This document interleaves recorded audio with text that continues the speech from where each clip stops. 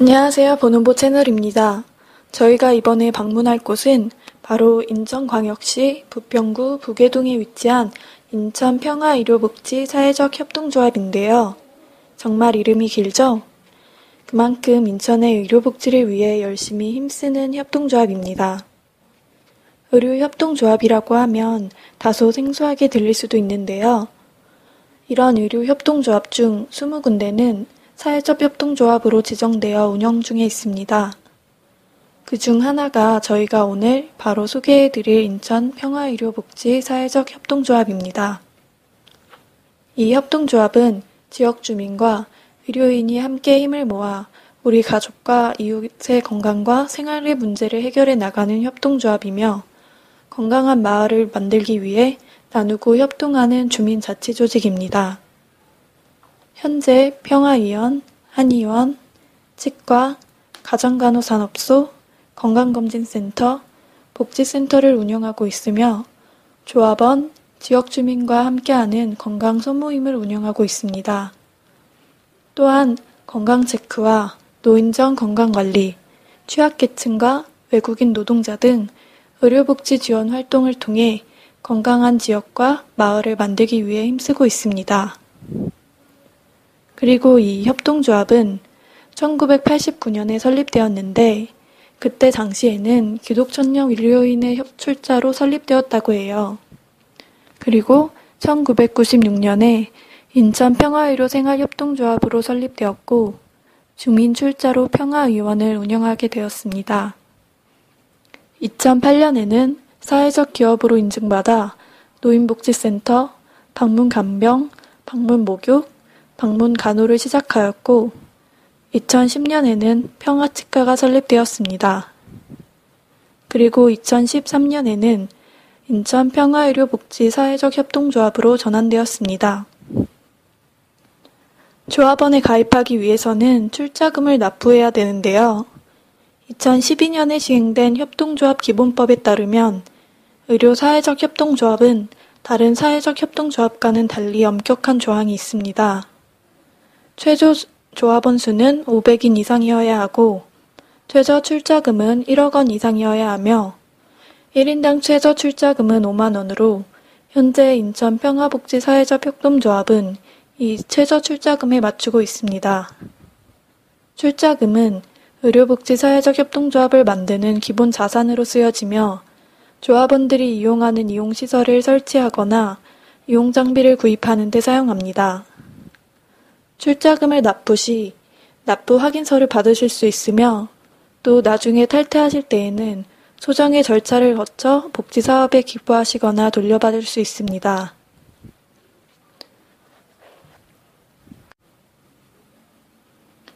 조직도로는 대의원총회, 감사, 이사회, 위원회, 사업소, 사무국, 조합원 마을 모임, 조합원, 소모임, 그리고 대의원 지부 모임, 대의원회로 구성되어 있습니다.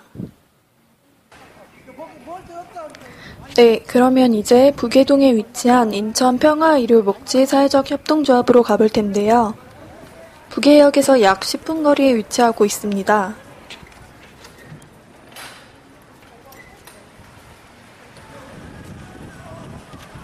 저기가 바로 저희가 오늘 방문할 곳인 것 같은데요.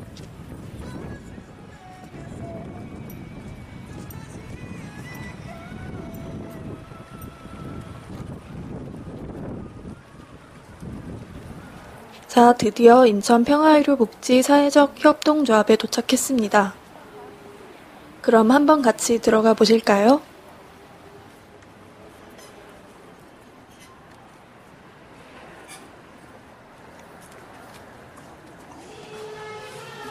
전무님과의 인터뷰를 위해 조합원 사무실로 들어가 볼 건데요.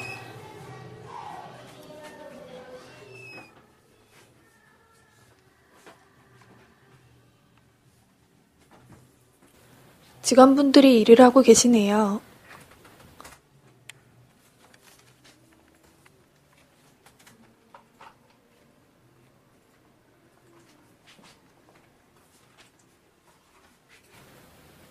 이분이 바로 송영석 전무님입니다. 그리고 사무실 한 벽면에는 사회적 기업 인증서가 걸려 있었답니다. 자, 그럼 전무님과 인터뷰를 시작해 볼까요? 네, 안녕하세요. 반갑습니다. 네, 그럼 간단한 소개 한번 부탁드립니다. 저는 여기 인천평화의료복지사회적협동조합의 전무이사고요. 이름은 송영석입니다. 반갑습니다. 네, 저희가 협동조합 중에서도 많은 협동조합이 있는데 그 중에서도 의료 분야를 설립하게 된 계기가 있으실 것 같은데 어떤 게 있으십니까? 의료 분야는 뭐 일반인들이 생각하시기에는 굉장히 전문적이고 복잡한 내용이에요. 사실은 의료 분야를 가지고서 협동조합을 만든다 이게 쉬운 일은 아니었던 것 같아요. 저희도 마찬가지로 이제 한국 사회에서 이렇게 의료 상협이나 이런 의료 분야를 가지고 협동조합을 만드는 게 굉장히 좀 어려웠습니다만 처음에는 의료와 관련한 그 운동을 하시던 분들이 모여서 여기 이제 의료 운동을 하시기 시작했어요. 지역에서. 그러다 보니 그게 일정으로 한계점이 되면서 지역 주민들하고 함께 무엇을 하는 게 좋겠다라는 그런 생각을 가지시고 결국 지역 주민분들 한 80분 정도를 같이 모아서 1996년도 11월 달에 의료 생협을 시작하게 됐어요. 시작하게 된 계기는, 가장 큰 계기는 의료의 가장 중요한 핵심은 치료보다는 사람이 건강을 건강하게 지키는 이런 부분이 주요 핵심이기 때문에 그런 부분들을 이제 어떻게 개선을 할까, 건강을 주인한테 돌려주자, 이런 부분이 가장 큰 계기가 되었다고 보시면 되겠습니다. 지금 인천 의료평화복지협 사회적 협동조합이 사회적 협동조합으로 인정을 받았는데 그럼 정확히 사회적 협동조합이란 어떤 것을 말합니까? 뭐 많은 분들이 뭐 알고 계신 분들도 있으시겠지만 뭐 실제로 협동조합에 대해서 한국 사회에서 잘 알고 계시지 못하잖아요. 협동조합 기본법이 이제 그 2012년도 12월 1일부터 시행되기 시작했는데 그 협동조합 내에 그 사회적 협동조합이라는 거를 따로 이제 인증을 하게 돼 있습니다. 그래서 전체 그 사업량의 40% 이상을 사회적 기여를 하는 그런 모습의 사회적 협동조합을 이제 인증을 하게 되는데 이 인증의 목적은 사회적 기여를 하면서 사람들이 모여서 자발적으로 일을 한다. 이제 이런 거가 중요한 핵심이 되겠죠. 그래서 이 의료 분야에서 이런 사회적 협동조합을 이제 만들게 됨으로써 의료 공공성을 좀 확대해 나가고 또 사람들이 참여를 통해서 만드는 건강 이런 것들을 좀 인증을 해주자 뭐 이런 차원에서 만든 게 이제 의료복지 사회적 협동조합이 되겠습니다. 네, 그럼 진료 이외에도 다른 여러 가지 활동이 많은 걸로 알고 있는데 그러면 주로 어떤 활동들이 있나요? 주 핵심은 이제 건강 증진을 하는 거를 자발적으로 한다, 그 다음에 예방 활동을 한다, 뭐 이런 부분들이 가장 중요한 핵심이 되겠어요. 가장 중요하게는 의료 분야에서 치료는 일반 그 시장이라고 할 수 있겠죠.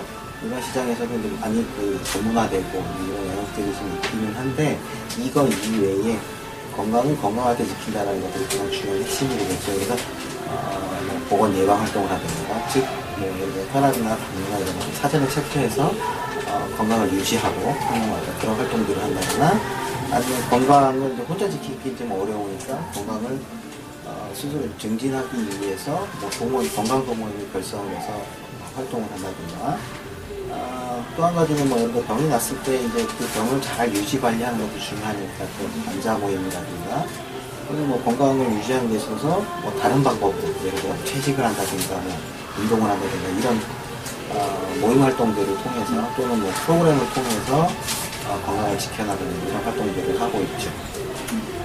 네, 그러면 협동조합을 설립하고 운영하시면서 어려운 점이 많이 있으셨을 것 같은데 어려운 점이 많이 있으셨죠? 뭐 많이 있죠. 가장 큰 거는 지속 가능성의 문제인 것 같아요. 지속 가능성이라는 거는 이것도 협동조합 하나의 기업이기 때문에 사람들이 모여서 만든 기업이잖아요. 가장 큰 취약한 게 이제 자본력. 자본력이 이제 가장 큰 취약한 부분이 있고, 많은 자본인들이 있어야 또 좋은 서비스를 할 수가 있는데 자본력이 가장 큰 어려운 지점이 있고요.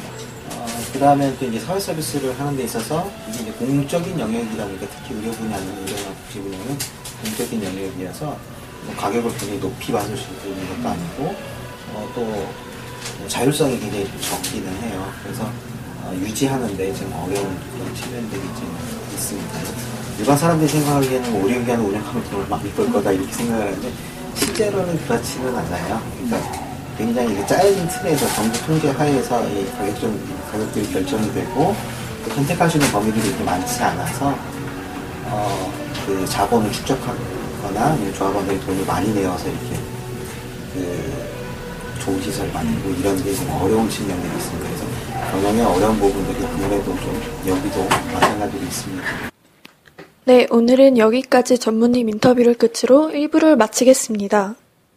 2부에서는 전무님 인터뷰 2탄과 노래교실, 그리고 직원분과의 인터뷰를 통해 좀 더 자세히 알아보는 시간을 갖도록 하겠습니다.